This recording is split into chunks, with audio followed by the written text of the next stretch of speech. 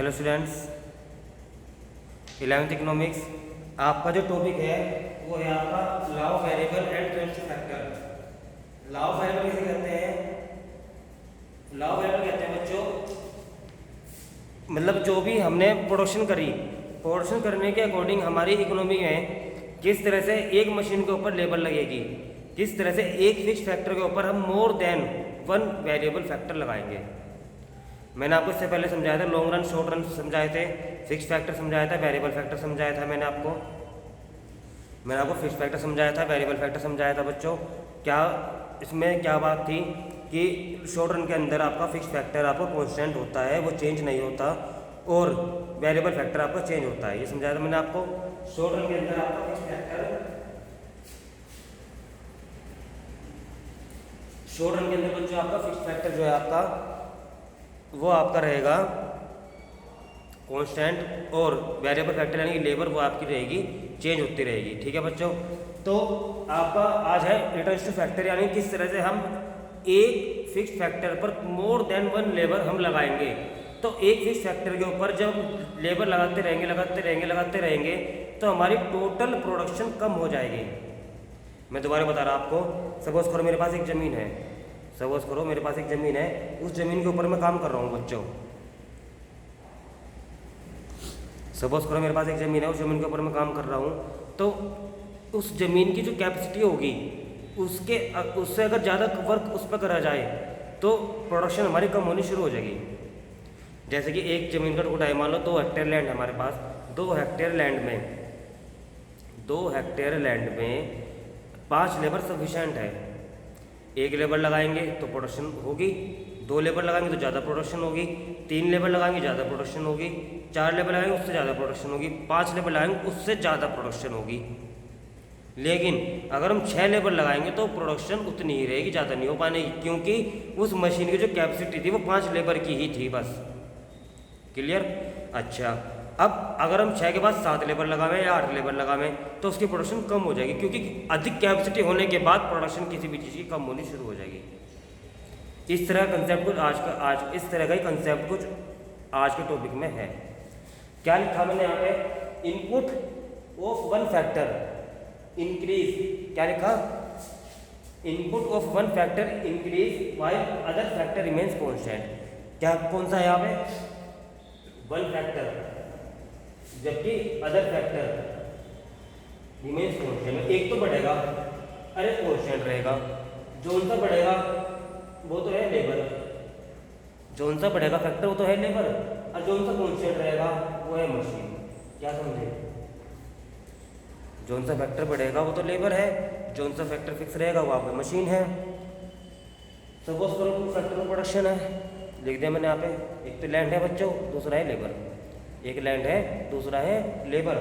Land आपका fix factor है। Suppose करो मेरे पास 2 हेक्टेयर ज़मीन है। क्या कहा? सपोज करो मेरे पास 2 हेक्टेयर ज़मीन है, और लेबर हमारे 1 2 3 4, मतलब इस तरह से लेबर को हम बढ़ाते जाएंगे। तो 1 हेक्टेयर 2 हेक्टेयर ज़मीन पे हम जो है लेबर को बढ़ाते जाएंगे। कैसे? आप देखिए ध्यान से बच्चों। सपोज करो मुझे ज़मीन पर टमाटर की प्रोडक्शन करनी है। क्या कहा मैंने आपको? सपोज करो मुझे ज़मीन के ऊपर टमाटर की प्रोडक्शन करनी है बच्चों, तो कैसे करेंगे? देखिए ध्यान से आप। मैंने आपको बताया, सपोज करो मुझे ज़मीन के ऊपर टमाटर की प्रोडक्शन करनी है बच्चों, टमाटर बनाने हैं, मतलब प्रोड्यूस करने हैं, सॉरी। तो किस तरह से हम इस डाटा को समझेंगे वो आप ध्यान से समझिए बच्चों। सपोज करो लैंड मेरे पास एक ही है, सारे में लैंड एक ही रहेगी, फिक्स फैक्टर है क्योंकि बच्चों। इसके बाद लेबर, एक लैंड पे एक लेबर लगाई, प्रोडक्शन हुई केवल 2 यूनिट्स की। क्या कहा? एक लैंड पे एक लेबर लगाई, प्रोडक्शन हुई केवल 2 यूनिट्स। क्या कहा मैंने आपको? एक ज़मीन के ऊपर एक लेबर लगाई, 2 यूनिट्स की प्रोडक्शन हुई। उसके बाद उसी ज़मीन के ऊपर लेबर बढ़ा दी, 2 लेबर होगी, प्रोडक्शन बढ़ गई आपकी। अभी समझाया मैंने आपको। उसी ज़मीन पे 3 लेबर लगा दी, प्रोडक्शन और बढ़ गई, 9 यूनिट्स की प्रोडक्शन होगी। सपोज करो यहाँ पे जो है, सपोज करो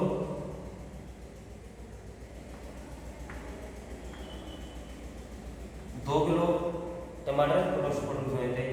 2 लेबर लगाई, 5 किलो टमाटर प्रोड्यूस हो गए। 3 लेबर लगाई, 9 किलो टमाटर प्रोड्यूस हो गए। 4 लेबर लगाई, 12 किलो टमाटर प्रोड्यूस हो गए। 5 लेबर लगाई, 14 किलो टमाटर टमाटर 24 हो गए, 6 लेबर लगाए 15 किलो हो गए, 7 लेबर लगाए 15 किलो, 8 लेबर लगाए 15 किलो। तो बच्चों कहने का मतलब ये है मेरा कि जो आपकी प्रोडक्शन है, लेबर बढ़ते जाओगे तो प्रोडक्शन बढ़ती जाएगी, बढ़ रही है आपकी, समझ में आ रहा, बढ़ रही। लेकिन बच्चों एक हद पूरी होने के बाद 3 लेबर लगाए 9 किलो होगी प्रोडक्शन। ध्यान से सुनना, बहुत इंपॉर्टेंट पॉइंट है, बहुत इजी लग रहा होगा लेकिन अगर ध्यान से सोचोगे तो बहुत टिपिकल है, इसलिए आपको ध्यान से समझना है। 3 लेबर लगाओगे तो 9 किलो प्रोडक्शन होगी, 4 लेबर लगाओगे तो 12 किलो प्रोडक्शन होगी, 5 लेबर लगाओगे 14 किलो होगी। जैसे ही आप 6 लेबर लगाओगे तो 15 किलो होगी, 7 भी लगाओगे तो जगह तो रहेगी, 7 भी लगाओगे तो जगह तो रहेगी। मतलब ये है कि 6 लेबर जितना प्रोडक्शन कर रही थी, 6 लेबर जितना प्रोडक्शन कर रही थी उतना ही प्रोडक्शन 7 लेबर करेगी। और अगर आप 8 लगा दोगे उसके बाद, अगर आप 8 लेबर लगा दोगे तो बच्चे प्रोडक्शन घट जाएगी, 14 किलो हो जाएगी प्रोडक्शन। अगर आप 8 लेबर लगा दोगे तो प्रोडक्शन बच्चे 14 किलो हो जाएगी, घट जाएगी प्रोडक्शन। ठीक है बच्चे, प्रोडक्शन आपकी घट जाएगी। तो मतलब क्या समझे आप, कहने का मतलब ये है कि एक फिक्स फैक्टर पे जब आप वेरिएबल फैक्टर लगाते जाओगे लगाते जाओगे लगाते जाओगे तो एक समय तो आपको प्रोडक्शन अच्छी मिलेगी शुरुआत में तो प्रोडक्शन बहुत अच्छी मिलेगी।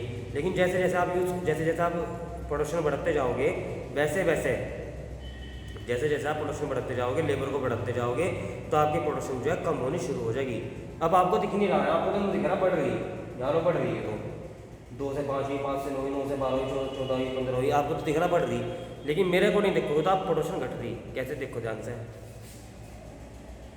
पहले लेबर से 2 किलो हुई थी, फिर 5 हुई, 2 से 5 हुई तो कितना इंक्रीमेंट हुआ, 3 का। एक तीसरी लेबर लगाते ही 4 किलो और बढ़ गए, 4 किलो टमाटर और बढ़ गए।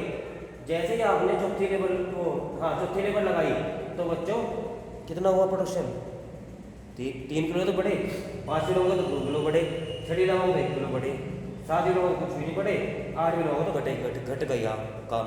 तो कहना मतलब ये है कि स्टार्टिंग में तो आपको बड़े रिटर्न मिलेंगे, शुरुआत में इंक्रीज रिटर्न, स्टार्टिंग में आपको अच्छे रिटर्न मिलेंगे, 2 से 3, 3 से 4 बड़े रिटर्न मिल रहे हैं। उसके बाद आपके जो रिटर्न है बच्चों घटने शुरू हो जाएंगे। क्या समझे, रिटर्न तो मिलेंगे लेकिन घटने शुरू हो जाएंगे, डिमिनिशिंग रिटर्न मिलेंगे। फायदा तो होगा लेकिन कम होगा। आप खुद सोच के देखो बच्चों की कोई मशीन है और वो मशीन जो है नई मशीन है, तो नई मशीन जो आपको प्रोडक्शन करके देगी वो बहुत अच्छा देगी। कब तक अच्छा देगी वो, कब तक अच्छा देगी बच्चों, जब तक वो नहीं है नई, मतलब नई, जब तक वो न्यू मशीन है जब तक तो प्रोडक्शन आपको अच्छा मिलेगा। जैसे जैसे मशीन पुरानी होनी शुरू हो जाएगी वैसे वैसे आपका प्रोडक्शन लेवल कम होना शुरू हो जाएगा। Is that clear. तो बच्चे को वही काम ना होगा, मशीन स्टार्टिंग में नहीं थी, मशीन का एग्जाम्पल ले लो, को छोड़ दो मैं यहाँ लाइट जाकर मशीन नहीं दिखा, अब समझ जाऊँगा। एक मशीन के ऊपर कितनी लेबर लगा रहे आप तो आपकी प्रोडक्शन जो है कम होनी शुरू हो जाएगी। तो बच्चों जब तक मशीन नहीं थी तो प्रोडक्शन आपकी बढ़िया हो रही थी, पहली लेबर पे 2 किलो हुई, दूसरी लेबर तो बढ़िया होगी 3 होगी, 3 किलो बढ़ा, यो एडिशनल है, यो एडिशनल प्रोडक्शन है, उसको बढ़ी रही।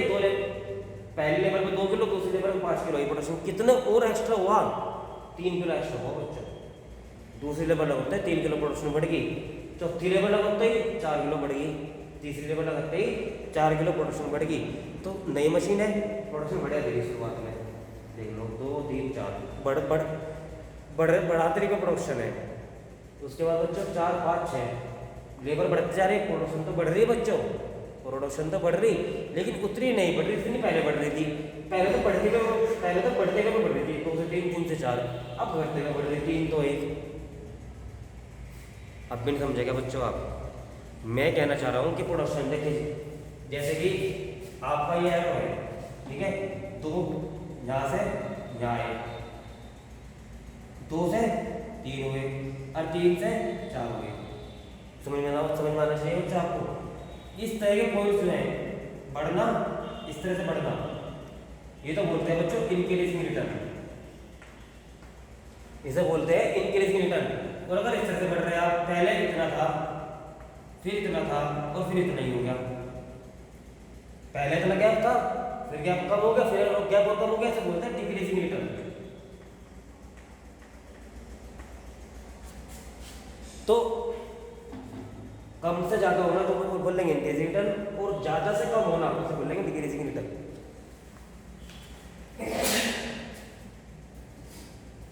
क्या समझे आप? अगर कम से ज़्यादा हो रही बच्चों तो इंक्रीजिंग रिटर्न होगा, और ज़्यादा से कम हो रही तो बच्चों को डिक्रीजिंग रिटर्न होगा। ध्यान से समझ लेना इस बात को।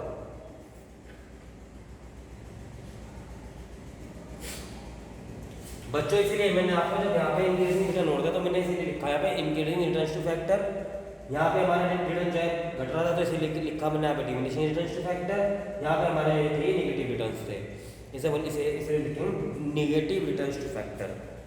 तो बच्चों समझ में आया आपके? टेबल बहुत अच्छे से मैंने आपको समझाने की कोशिश करी। अगर कोई डाउट है तो आप कमेंट में जरूर बताना। आज के जो टॉपिक था वो मैंने आपको केवल और केवल सिंपली आपको टेबल समझाने की कोशिश करी। टेबल में डीपी एमपी का क्या रिलेशन रहा, किस तरह से एक फिक्स फैक्टर के ऊपर टोटल प्रोडक्शन शुरुआत में तो बढ़िया मिलेगी, फिर घटती हुई मिलेगी, फिर निगेटिव मिलेगी। आप खुद ही सोच के देख लो। आप जो है नया फ्रिज लाए घर में, और फ्रिज जो नया लाए आप वो शुरू में 1-1.5 साल तो बहुत अच्छा ठंडा पानी देगा, मतलब फ्रीजर में बर्फ़ रखा 1 घंटे बाद बर्फ़ जम जाएगा। धीरे धीरे जो है उसकी कूलिंग कम होनी शुरू हो जाएगी, फिर 1 दिन में बर्फ़ जमने लगेगा, ज़्यादा पुराना हो जाएगा, फिर 2 दिन में, 2 दिन में एक बार बर्फ़ जमेगा। तो कहने मतलब है कोई भी चीज़ हो, मोबाइल है आपका अच्छा, शुरुआत में बहुत अच्छा कैमरा है, बहुत अच्छे स्क्रीन है, बहुत अच्छा सब चीज़ है, लेकिन धीरे धीरे उसकी लाइफ जो है कम होनी शुरू हो जाएगी। वही काम मशीन का है। तो मशीन जो है बच्चों जैसे जैसे यूज़ होगी तो उसकी प्रोडक्शन लेवल कम होना स्टार्ट हो जाएगा। इस टेबल को बहुत अच्छे से समझ लेना। इसके बाद नेक्स्ट वीडियो में मैं आपको बच्चों ग्राफ समझाऊंगा। ग्राफ को, इस बात को ग्राफ में किस तरह से शो किया गया और इसका क्या रिलेशन रहा वो आपको नेक्स्ट वीडियो में मैं समझाऊंगा। Thank you students.